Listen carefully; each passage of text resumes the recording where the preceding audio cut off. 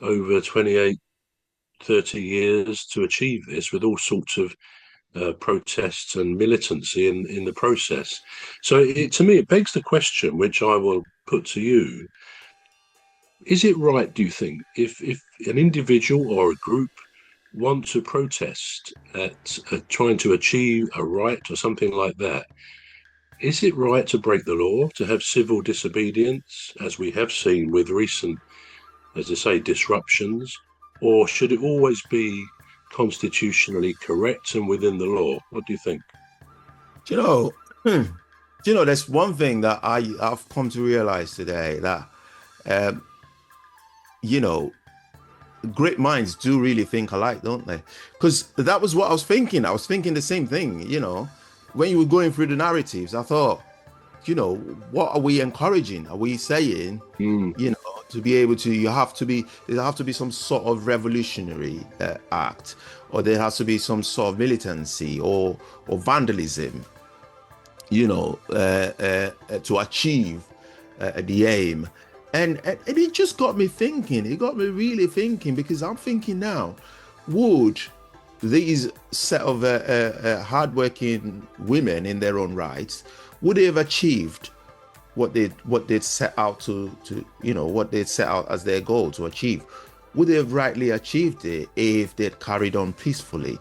Uh, Protesting peacefully and saying, we're saying no to violence. We don't want to disrupt lives. We don't want to get into vandalism, no militancy, nothing to revolutionize our quest for, what is rightfully ours, really.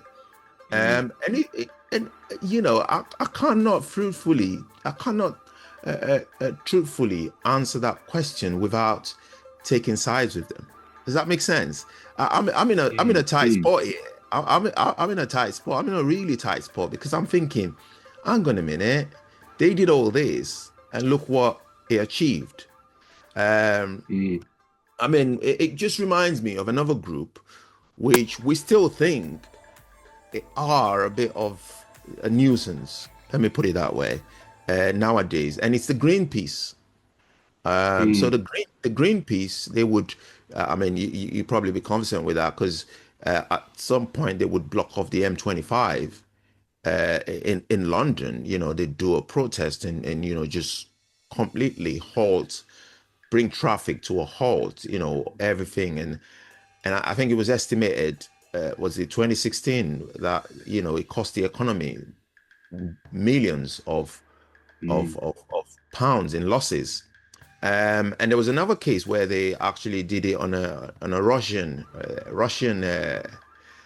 ship or something, and they actually boarded a Russian ship, and most of them were actually Yeah. arrested and incarcerated in Russia, and the government had to intervene to get their release. And I remember one of them saying, "Well, I would never." I would never try that on, on a Russian ship again, which it doesn't really excuse the fact that they are getting noticed, because they are really getting noticed, aren't they?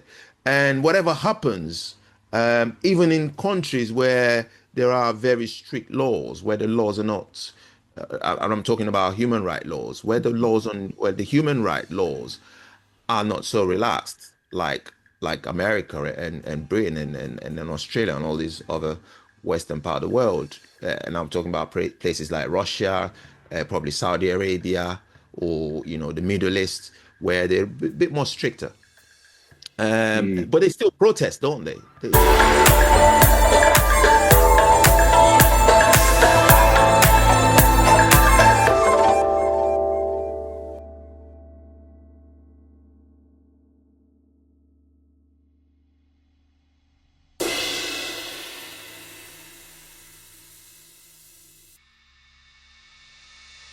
They're a bit more stricter. Mm. But they still protest, don't they? They still do. And sometimes, even though they're violently dispersed, sometimes they lose their lives, but they still do it. And sometimes it turns violent. So I'm just thinking now, your question, I'm trying to answer your question, but like I said, it's a really tough one. Would anybody ever achieve anything without being a bit of a Mm, disruptive element, or throwing in a bit of a disruption into the mix? Would there ever be anything achieved without that? And I think the answer is no. mm, I think the system encourages it. You're ignored until something happens. I mean, we're in no way on this show condoning, a violent protest or whatever. We don't support it, but we're just talking about it, aren't we? In a really unbiased way, with due respect to both parties. But I don't think you get an audience if you're very, very very, very peaceful and very, very relaxed, mm. and trying to go about things the right way.